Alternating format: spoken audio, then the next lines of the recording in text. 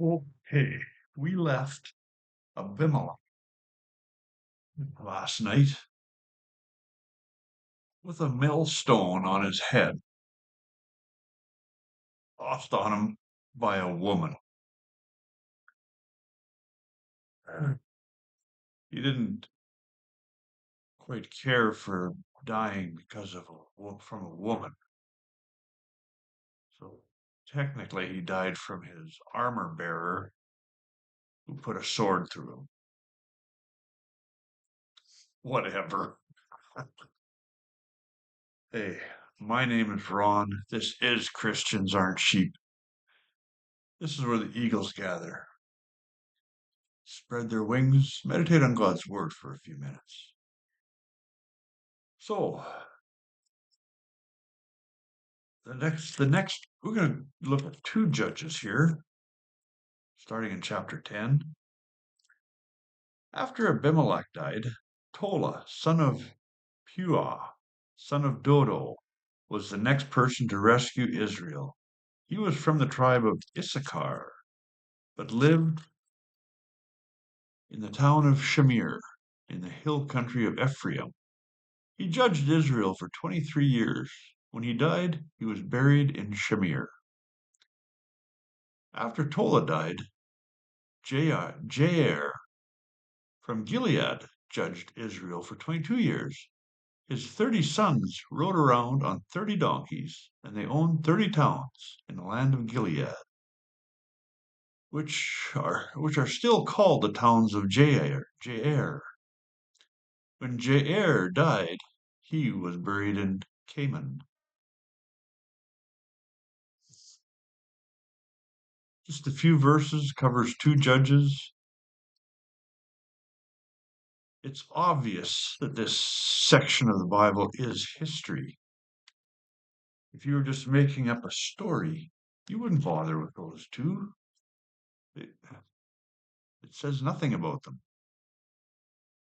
Oh, hang on. My water's ready for my tea.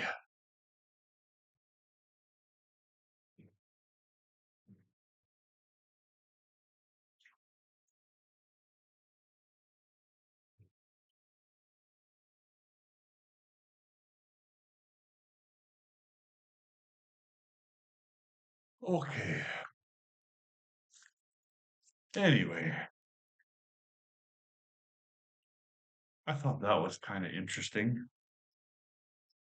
It's obvious that we are in the section of the Bible that is the histories. Because, like I say, you wouldn't put those two judges even in the book.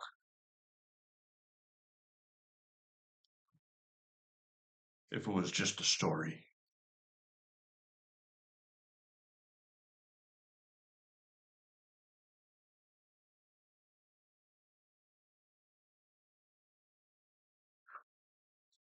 Okay, let's get on to the story I wanted to get to. And that is now we're going to go to chapter 11.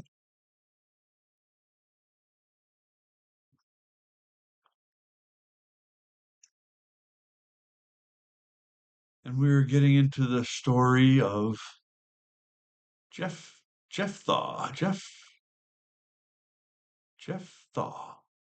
I'm going to pronounce it Jephthah. Now, Jephthah of Gilead was a great warrior. He was the son of Gilead, but his mother was a prostitute.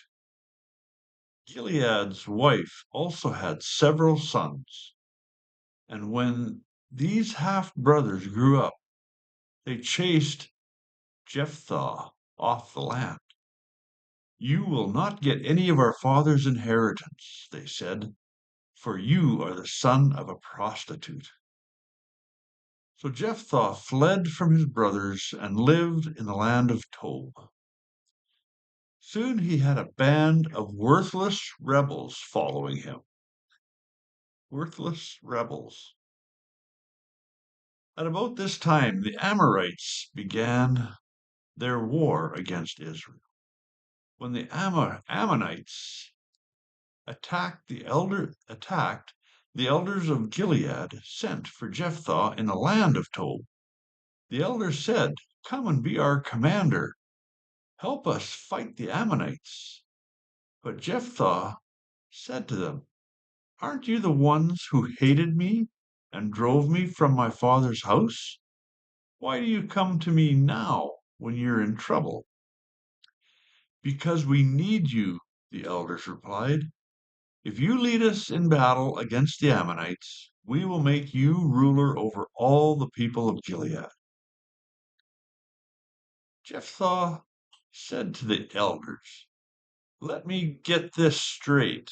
If I come with you, and if the Lord gives me victory over the Ammonites, will you really make me ruler over all the people?" "The Lord is our witness," the elders replied. "We promise to do whatever you say."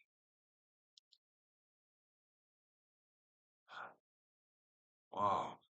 So Jephthah went with the elders of Gilead, and the people made him their ruler and commander of the army. At Mizpah, in the presence of the Lord, Jephthah repeated what he had said to the elders.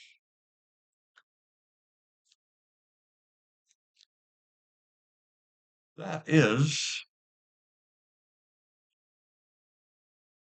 the beginning of Jephthah being a judge over Israel.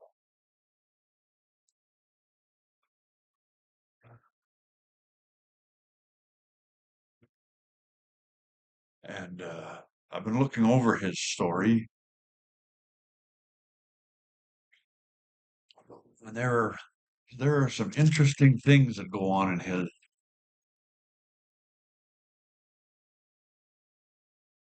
in his time as judge. So we're going to look at him again tomorrow night. In the meantime, you enjoy your Tuesday evening. Tomorrow is hump day. And yeah, also my last day of teaching.